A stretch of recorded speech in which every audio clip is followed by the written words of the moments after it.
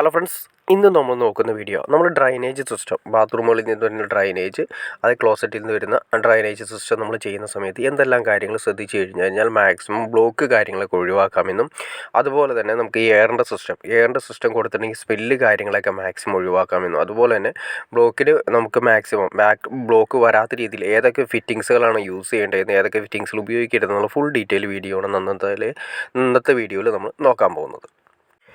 ഇതിപ്പോൾ 2 ബാത്റൂമാണുള്ളത്. ഈ 2 ബാത്റൂമുകളിൽ നിന്നും കണക്ഷൻസ് എടുത്തതിന് ശേഷം മുകളിലത്തെ നിലയിലാണുള്ളത്. മുകളിലത്തെ നിലയിൽ വാടകയ്ക്ക് കൊടുക്കുന്ന സിസ്റ്റമാണ് ചെയ്തിരിക്കുന്നത്. അപ്പോൾ അതുകൊണ്ട് സെപ്പറേറ്റ് ബാത്റൂമിൽ കണക്ട് ചെയ്യുന്ന രീതിയാണ്, അതായത് മുകളിലത്തെ നിലയും താഴത്തെ നിലയും തമ്മിൽ ബന്ധിപ്പിക്കാത്ത രീതിയിൽ സെപ്പറേറ്റ് ചെയ്യാനാണ് ഉദ്ദേശിച്ചിരിക്കുന്നത്. അപ്പോൾ അതുകൊണ്ട് സെപ്പറേറ്റ് കുഴിയും കാര്യങ്ങളെല്ലാം സെപ്പറേറ്റ് ആണ് വരുന്നത്. മുകളിലത്തെ നില വാടകയ്ക്ക് കൊടുക്കുന്നുണ്ട്. അപ്പോൾ അതിന് വേണ്ടിയിട്ടാണ് സെപ്പറേറ്റ് മാറ്റിയാണ്, എല്ലാ കാര്യങ്ങളും സെപ്പറേറ്റ് മാറ്റിയാണ് ചെയ്യുന്നത്.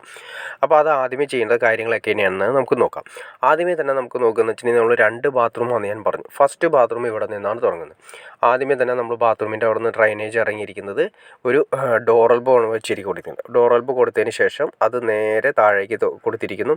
അതിനുശേഷം നമ്മൾ കുളിക്കുന്ന വെള്ളവും ഇതുപോലെ തന്നെയാണ് കൊടുത്തിരിക്കുന്നത്. കുളിക്കുന്ന വെള്ളവും മാക്സിമം ഇറക്കിയിരിക്കുന്നത് എല്ലാം 45 ഇട്ടിട്ടാണ് ചെയ്തിരിക്കുന്നത്.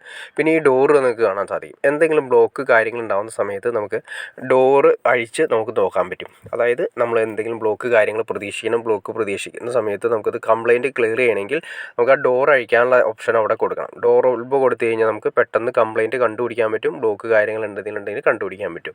ഇനി അതിനുശേഷം ഈ 4-5 പൈപ്പ് നമ്മൾ സ്ലോപ്പിലാണ്, ചെറിയൊരു സ്ലോപ്പിൽ മാത്രമേ അടിക്കാവൂ, ഓവറായിട്ട് സ്ലോപ്പ് കൊടുക്കാനും പാടില്ല. ചെറിയൊരു സ്ലോപ്പിൽ കൊടുത്തതിന് ശേഷം നേരെ താഴേക്ക് വന്ന് നമ്മൾ 2 ബാത്റൂം പിടിക്കുന്നതിന് വേണ്ടിയിട്ട് നമ്മളിവിടെ കൊടുത്തിരിക്കുന്നത് ടി അല്ല കൊടുക്കേണ്ടത്, വൈ ആണ് കൊടുക്കേണ്ടത്. ശ്രദ്ധിക്കേണ്ട കാര്യം, ടി കൊടുക്കുന്നതിൽ ബെറ്റർ വൈ ആണ് കൊടുക്കേണ്ടത്. വൈ കൊടുത്തു, അതൊരു 45 വൈയിലേക്ക് കണക്ട് ചെയ്തു. വൈ ഫ്ലോ വരുന്ന സമയത്ത് നമുക്ക് ഒട്ടും ബ്ലോക്ക് കാര്യങ്ങൾ ഉണ്ടാവില്ല. പിന്നെ ഇവിടെ നിങ്ങൾ ശ്രദ്ധിച്ചോണ്ടോ, എൽബോ അല്ല നമ്മൾ കൊടുത്തിരിക്കുന്നത്. അടുത്ത മുകളിലേക്ക് കൊടുത്തിരിക്കുന്ന ഇത് എൽബോ അല്ല കൊടുത്തിരിക്കുന്നത്, ഷോർട്ട് ബെൻഡാണ് കൊടുത്തിരിക്കുന്നത്. എൽബോ കംപ്ലയിൻറ്റ് വരാനുള്ള ചാൻസസ് കൂടുതലാണ്, അതായത് ബ്ലോക്ക് വരാനുള്ള ചാൻസസ് കൂടുതലാണ്. ഷോർട്ട് ബെൻഡ് കൊടുത്തതിന് ശേഷം നേരെ വന്ന് വീണ്ടും നമ്മൾ ബെൻഡ് കൊടുത്തിരിക്കുന്നു. അതിനുശേഷം 45 ആംഗിളിലാണ് കൊടുത്തത്. പിന്നെ ആകെ വരുന്നതെന്ന് വെച്ചിട്ടുണ്ടെങ്കിൽ ഒരു 45 ആംഗിൾ വരുന്നതെന്ന് വെച്ചിട്ടുണ്ടെങ്കിൽ ഇവിടെ നമ്മൾ ഏറ് പൊക്കുന്നതുകൊണ്ട് മാത്രമാണ് നമ്മളിവിടെ ഒരു ടി കൊടുത്ത് നേരെ വന്ന് ബെൻഡ് ഇട്ട് 245 വന്നു. പിന്നെ നേരെ ബാത്റൂമിലേക്ക് കണക്ട് ചെയ്യുന്ന ഒരു ടി ആണ് വന്നത്. ഈ ടിയിൽ നിന്നാണ് നേരെ കണക്ട് ചെയ്ത് പുറത്തേക്ക് പോകുന്നത്. ആ ടിയിൽ നിന്ന് തന്നെ നേരെ മുകളിലേക്ക് നമ്മൾ എയറിന് വേണ്ടി കൊടുത്തു. ഈ എയർ നമ്മൾ മസ്റ്റായിട്ടും കൊടുക്കുന്നത് ഏറ്റവും നല്ലതാണ്. കാരണം വെച്ചിട്ടുണ്ടെങ്കിൽ കുഴിയിൽ നിന്നും എയർ റിലീസാവുന്നത് നമ്മുടെ ബാത്റൂമിൻ്റെ അകത്ത് വരാതിരിക്കുന്നതിനും എയർ മൊത്തം വീടിന് മുകളിലേക്ക് പോകുന്നതിന് വേണ്ടിയിട്ട് നമ്മൾ എയർ സിസ്റ്റം ഏറ്റവും ടോപ്പിലേക്ക് കൊണ്ടുപോകുന്നത് ഏറ്റവും നല്ലതാണ്. അന്ന് എയർ വെക്കുന്നത് നമ്മുടെ എക്സോസ്റ്റിൻ്റെ തൊട്ടടുത്ത് വെക്കാതിരിക്കുകയും ശ്രദ്ധിക്കണം. കാരണം എക്സോസ്റ്റ് ഓഫ് ചെയ്തിരിക്കുന്ന അവസ്ഥയിൽ ആ ഹോളിലൂടെ അകത്തേക്ക് കിടക്കാനും സ്മെല്ല് അകത്തേക്ക് കിടക്കാനുള്ള ചാൻസസ് കൂടുതലാണ്. അപ്പോൾ എയർ സിസ്റ്റം കൊടുത്തിട്ടുണ്ടെങ്കിൽ ഏകദേശം ഒരു നല്ലൊരു ശതമാനവും ബ്ലോക്ക് നമുക്ക് ഒഴിവാക്കാം, സ്മെല്ലും ഒഴിവാക്കാം. ബാത്റൂമിൽ നിന്ന് വരുന്ന സ്മെല്ല്, അതായത് സെപ്റ്റിക് ടാങ്കിൽ വരുന്ന റിലീസാവുന്ന സ്മെല്ല് കാര്യങ്ങളെല്ലാം പുറത്തേക്ക് പോകാനായിട്ട് വേറെ ഓപ്ഷൻ കാര്യങ്ങളൊന്നും ഇല്ലാത്തതുകൊണ്ട് നമ്മൾ എയർ കൊടുത്തിരിക്കുന്ന പൈപ്പിലൂടെ നേരെ മുകളിലേക്ക് പോകും. പിന്നെ അതുമാത്രമല്ല, നമ്മൾ ബാത്റൂം യൂസ് ചെയ്യുന്ന സമയത്ത് ഈ പൈപ്പുകളെല്ലാം അതുപോലെ തന്നെ നമ്മുടെ സെപ്റ്റിക് ടാങ്കിലും എയർ ഒരു ടൈറ്റായിട്ട് കിടക്കണ്ടാവും. അപ്പോൾ നമ്മൾ ഒഴിക്കുന്ന വെള്ളത്തിനനുസരിച്ചുള്ള എയർ, അതായത് ഈ പൈപ്പിൽ കിടക്കുന്ന എയർ മുകളിലേക്ക് റിലീസായാൽ മാത്രമേ മുകളിലേക്ക് പോകണം. മുകളിലേക്ക് അല്ലെങ്കിൽ ഏതെങ്കിലും സ്ഥലത്തേക്ക് റിലീസായാൽ മാത്രമേ വെള്ളവും കാര്യങ്ങളൊക്കെ വളരെ സുഗമമായിട്ട് പുറത്തേക്ക് ഒഴുകി പോവുള്ളൂ. അതായത് പൈപ്പിലൂടെ ഒഴുകാനുള്ള ചാൻസസ് കൂടുതലാണ്. അത്രയും ഫാസ്റ്റ്. പിന്നെ ഒരു കാര്യം, നമ്മൾ ഈ ബാത്റൂമിൻ്റെ അകത്ത് നമ്മൾ ചെയ്യുന്ന ക്ലോസറ്റുകൾ സെലക്ട് ചെയ്യുന്ന സമയത്ത് ഒരു കാര്യം കൂടി ശ്രദ്ധിക്കാനുണ്ട്. അതായത് ഇപ്പോൾ വന്നിരിക്കുന്ന സ്കൈഫോണിക് ടൈപ്പ് ഒക്കെ ആണെങ്കിൽ ഏകദേശം നമ്മുടെ എയർ ഇത്രയും ഹൈറ്റിൽ നമുക്ക് കൊടുക്കാൻ സാധിക്കില്ല. അതായത് കൂടി വന്നു കഴിഞ്ഞാൽ ഒരു 2 അടിയോളം, 2 അടി എന്ന് വെച്ചാൽ ഒരു 60 സെൻറ്റിമീറ്ററോളം ക്ലോസറ്റ് എവിടെ ഇരിക്കുന്നത്, അവിടെ ഇപ്പോൾ നമ്മൾ ടീ പറഞ്ഞില്ല, ആ ടീയിൽ നിന്ന് 60 സെൻറ്റിമീറ്റർ ഹൈറ്റിലേക്ക് പൊക്കി കൊടുക്കാൻ സാധിക്കുള്ളൂ. അപ്പോൾ ഓട്ടോമാറ്റിക്കായിട്ട് എന്ത് സംഭവിക്കും, നമ്മൾ ഉപയോഗിക്കുന്ന നമ്മുടെ വീടിൻ്റെ പരിസരത്ത് മൊത്തം ഈ പറയുന്ന സെപ്റ്റിക് ടാങ്കിൽ വരുന്ന സ്മെല്ല് മൊത്തം സ്പ്രെഡ് ആവും. അതാണ് കൂടുതലും നമ്മുടെ വീടിൻ്റെ ഏരിയകളിൽ അത്യാവശ്യം സെപ്റ്റിക്കിൻ്റെ സ്മെല്ല് കാര്യങ്ങളൊക്കെ വരുന്നതിൻ്റെ മെയിൻ കാരണം. അപ്പോൾ നമ്മൾ ക്ലോസറ്റ് സെലക്ട് ചെയ്യുന്ന സമയത്ത് നമുക്ക് അത്യാവശ്യം നമ്മൾ യൂസ് ചെയ്യാൻ പറ്റുന്ന, എന്നാൽ ഭാവിയിലേക്ക് സ്മെല്ല് കാര്യങ്ങളൊന്നും ഇല്ലാത്ത രീതിയിലുള്ള ക്ലോസറ്റുകൾ ഉപയോഗിക്കാൻ സാധിച്ചു കഴിഞ്ഞാൽ വരുന്ന അതായത് നമുക്ക് എയർ എത്ര മുകളിലേക്ക് കൊടുത്താലും നമുക്ക് ക്ലോസറ്റ് ഉപയോഗിക്കുന്ന സമയത്ത് വെള്ളം ഫ്രീ ആയിട്ട് ഇറങ്ങിപ്പോകണം. പക്ഷേ സ്കൈഫോണിക് അതുപോലുള്ള മോഡലുകൾ നമ്മൾ ഈ പറഞ്ഞ രീതിയിൽ ഇത്ര ഹൈറ്റിലേക്ക് നമ്മൾ എയർ കൊടുത്തു കഴിഞ്ഞിട്ടുണ്ടെങ്കിൽ അതിൻ്റെ ഫ്ലഷ് ചെയ്യുന്ന സമയത്ത് ഈ അതിൽ നിന്നകത്തുള്ള വേസ്റ്റ് ഇറങ്ങിപ്പോകാനുള്ള ചാൻസസ് ഇത്തിരി കുറവായിരിക്കും. അതായത് വളരെ സ്ലോയിലായിരിക്കും ഇറങ്ങിപ്പോകുന്നത്. അത് അതിൻ്റെ ടെക്നോളജിയാണ്, അങ്ങനെയാണ് ചെയ്തിരിക്കുന്നത്. അപ്പോൾ അതുകൊണ്ട് നമുക്ക് അതിനേക്കാൾ ബെറ്റർ നമുക്ക് പെട്ടെന്ന് വേസ്റ്റ് ഫ്ലഷ് ചെയ്യുന്ന സമയത്ത് നമുക്ക് എത്ര ഹൈറ്റിലേക്കാണെങ്കിലും എയർ കൊടുത്തിട്ടെങ്കിലും വളരെ ഫ്രീ ആയിട്ട് പോകുന്ന ക്ലോസറ്റുകൾ സെലക്ട് ചെയ്യുകയാണെങ്കിൽ നല്ലൊരു ശതമാനവും എയറിൻ്റെ പ്രശ്നവും, അതായത് സ്മെല്ല് വരുന്ന പ്രശ്നവും ബ്ലോക്ക് വരുന്ന പ്രശ്നവും നമുക്ക് മാക്സിമം ഒഴിവാക്കിയെടുക്കാൻ സാധിക്കും.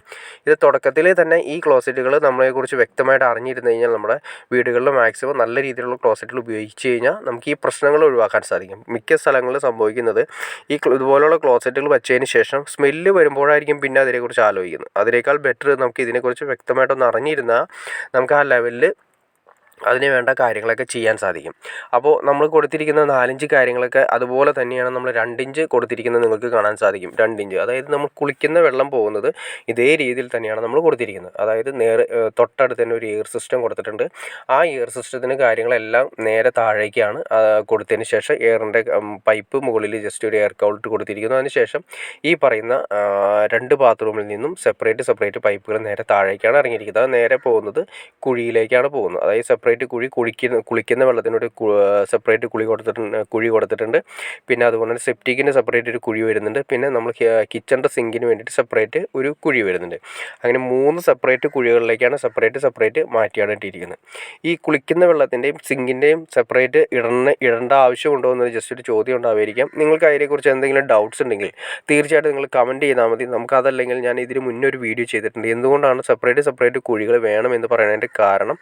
അതിനെക്കുറിച്ച് വ്യക്തമായിട്ടും ഒരു ഡീറ്റെയിൽ വീഡിയോ ഞാൻ ഇട്ടിട്ടുണ്ട്. അപ്പോൾ അതിൻ്റെ ഡിസ്ക്രിപ്ഷനിൽ ഞാൻ അതിൻ്റെ ഡീറ്റെയിൽസ് കൊടുക്കാം. കാരണം വേറെ ഒന്നുമല്ല, നമ്മൾ പറഞ്ഞ പോലെ തന്നെ സ്മെല്ല്, കിച്ചണിൻ്റെ വേസ്റ്റിൽ നിന്ന് വരുന്ന സ്മെല്ല് നമ്മുടെ ബാത്റൂമിൽ റിലീസ് ആവാതിരിക്കാൻ വേണ്ടിയിട്ടാണ് സെപ്പറേറ്റ് കുഴികൾ കൊടുക്കുന്നത്.